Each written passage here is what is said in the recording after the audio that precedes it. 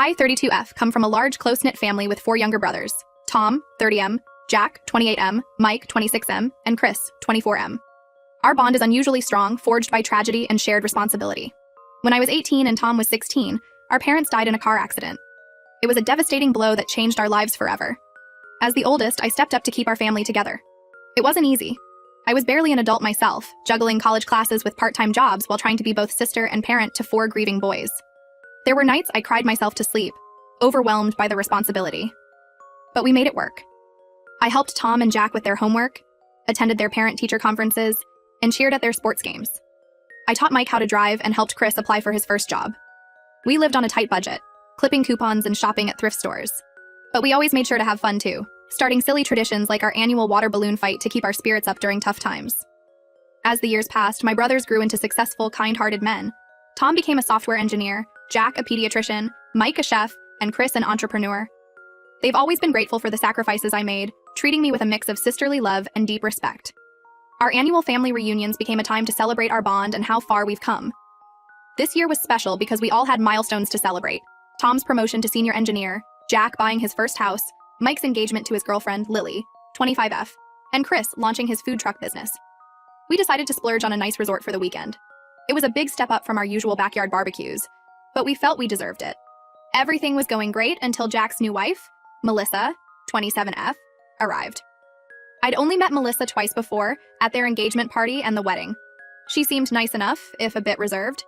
Jack had mentioned she came from a wealthy family and sometimes felt out of place with our boisterous clan, but I figured she'd warm up to us eventually. The first day of the reunion went smoothly. We had a nice dinner, sharing stories and catching up. Melissa was quiet but polite. The real trouble started the next day during our traditional water balloon fight. We were all out by the pool, laughing and pelting each other with water balloons. Even Lily, who was new to the family, jumped right in. But Melissa stood off to the side, arms crossed, looking uncomfortable. I tried to include her, offering her a balloon, but she just shook her head. Then, a stray balloon thrown by Mike splashed near Melissa's feet, getting water on her designer sandals. Her face twisted in disgust, and she let out a shriek that silenced everyone. "What is wrong with you people?" she yelled. "This is a 5-star resort, not some trashy water park. You're embarrassing yourselves and everyone around you." We all froze, shocked by her outburst. I tried to smooth things over, explaining that this was just our family tradition and we weren't bothering anyone else. But Melissa wasn't having it. "Well, maybe it's time to grow up and act like adults," she sneered. "This isn't some trailer park barbecue. God, I can't believe I married into this family of overgrown children." That's when things got ugly. My brothers and their partners all jumped to defend our family honor. Lily, usually sweet and soft-spoken, threw her drink in Melissa's face, yelling, "You want trashy? I'll show you trashy." It devolved into a full-on screaming match. Melissa hurled insults about our upbringing, calling us backwoods hicks, and saying she should have known better than to marry someone from the wrong side of the tracks. We fired back, with Chris yelling about how money can't buy class, and Mike defending our family's resilience in the face of tragedy. Security ended up escorting us all out of the resort. In the parking lot, Jack finally snapped. He told Melissa he couldn't believe she'd disrespect his family like that, especially knowing what we'd been through. They had a huge fight right there, which ended with Jack telling Melissa to find her own way home because he was done. I thought that would be the end of it. A nasty fight, yes, but something we could move past. I was wrong.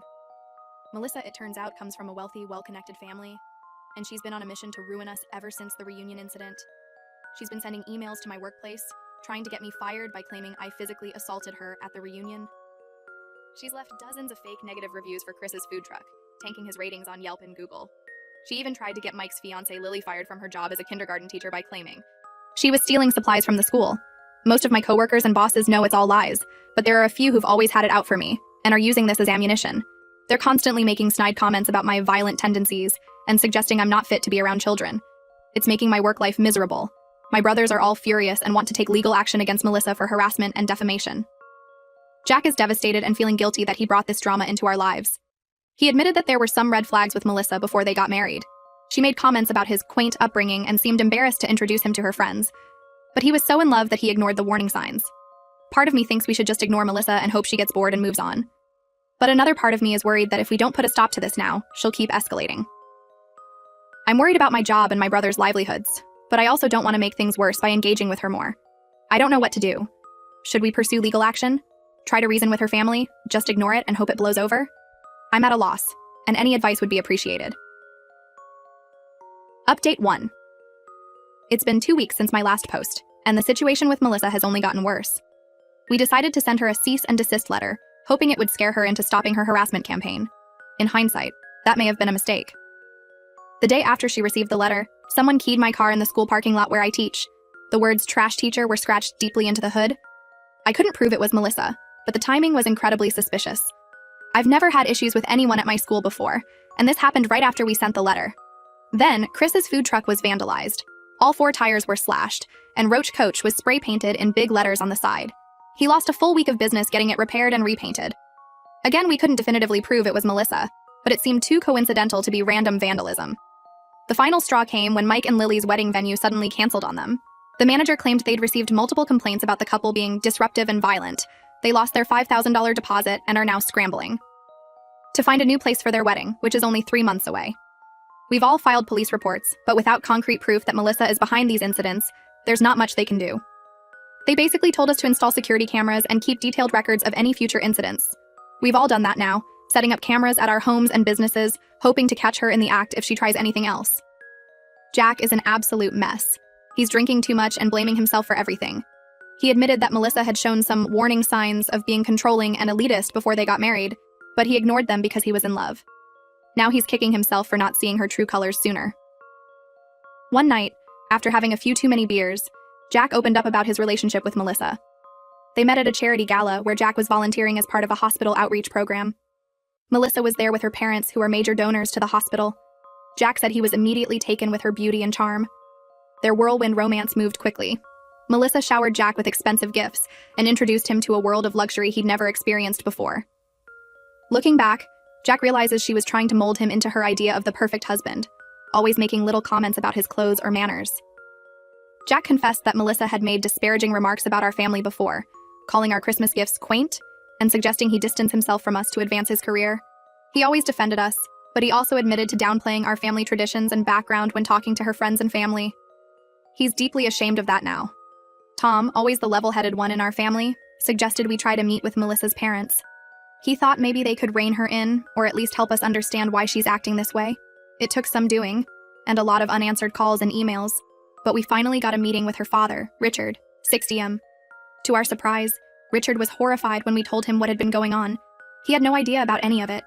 Apparently, Melissa had told her parents that we were the ones harassing her, and that Jack had abandoned her for no reason. She painted herself as the victim of a cruel, low-class family that was trying to drive her away out of jealousy. Richard apologized profusely and promised to talk to Melissa. He seemed genuinely upset and embarrassed by her behavior. He even offered to pay for the damages to my car and Chris's food truck, which we reluctantly accepted. We didn't want to take his money, but the repairs had put a serious strain on our finances. During our conversation with Richard, we learned more about Melissa's background. She's an only child who was raised in extreme privilege. Richard admitted that he and his wife may have spoiled her, always giving in to her demands to avoid conflict. He shared a story about Melissa throwing a fit at her Sweet 16 party because the car they bought her was the wrong color. Instead of disciplining her, they exchanged the car. Richard also revealed that Melissa had been in therapy on and off since her teens for anxiety and depression. He wondered aloud if perhaps she had stopped taking her medication, which might explain her erratic behavior. He promised to look into it and get her help if needed. We left the meeting feeling cautiously optimistic. Richard seemed sincere in his desire to address the situation, and we hoped that with her father involved, Melissa would finally back off. He said he'd be in touch within a few days after speaking with Melissa. But it's been 5 days now, and we haven't heard anything. My calls to Richard have gone straight to voicemail. I'm trying not to jump to conclusions, but I can't shake this feeling that it's not over yet. Melissa has proven to be vindictive and unpredictable, and I worry that involving her father might have only made things worse. For now, we're all on high alert, watching for any sign of retaliation from Melissa. Mike and Lily are still struggling to find a new wedding venue, and the stress is taking a toll on their relationship. Chris is working overtime to make up for the business he lost while his truck was out of commission, and I'm walking on eggshells at work, worried that Melissa might try to show up and cause a scene. I'll update again if anything else happens, but I'm really hoping this is the beginning of the end of this nightmare. We've been through so much as a family, and I hate seeing my brothers suffer because of this woman. All we can do now is stick together and hope that Melissa finally realizes it's time to move on. Update 2. I wish I had better news to share, but things have only escalated. Further with Melissa. It's been a week since my last update, and the situation has gone from bad to worse. A few days after our meeting with Richard, Melissa showed up at my school. She somehow got past the front office and burst into my classroom during my prep period. Thankfully, no students were present, but a couple of other teachers witnessed her tirade. Melissa was clearly unstable, her eyes wild and her words slurred. She accused me of stealing her husband and called me a homewrecker. She ranted about how our family had ruined her life and turned her own parents against her. It was a disturbing scene that left me shaken. The principal had to physically remove Melissa from the building. He called me into his office afterward, and while he was understanding, he was also clearly concerned about the disruption to the school.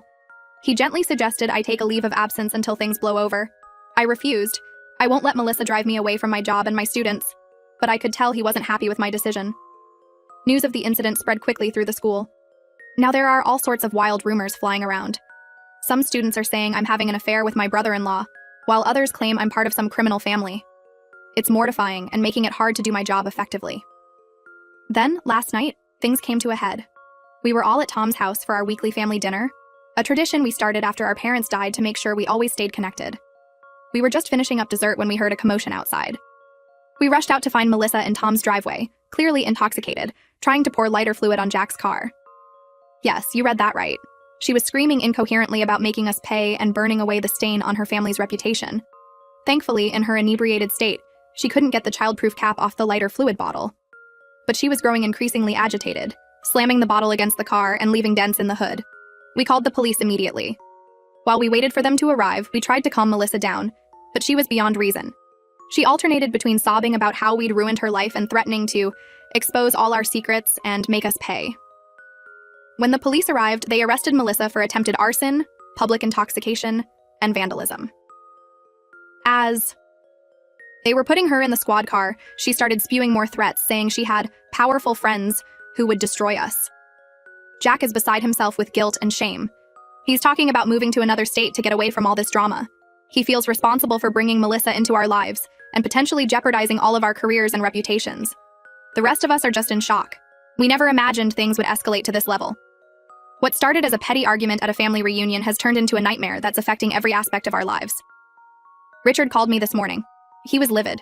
Not at us, but at Melissa and himself. He apologized profusely for not taking our concerns more seriously and for failing to rein Melissa in. He said he's cut her off financially and is insisting she get intensive psychiatric help.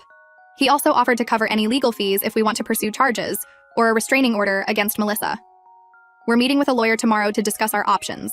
I'm exhausted and stressed, but also relieved that we finally have some concrete evidence of Melissa's behavior. Her arrest is on record now, which should help if we need to take legal action to protect ourselves. I'll update one last time after we meet with the lawyer and figure out our next steps. Right now, I'm just trying to hold it together for my brothers and focus on getting through each day. This ordeal has been a stark reminder of how quickly life can change and how important it is to have a strong support system. Update 3.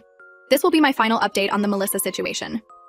After meeting with the lawyer, we decided to press charges for the attempted arson and pursue a restraining order against Melissa for all of us.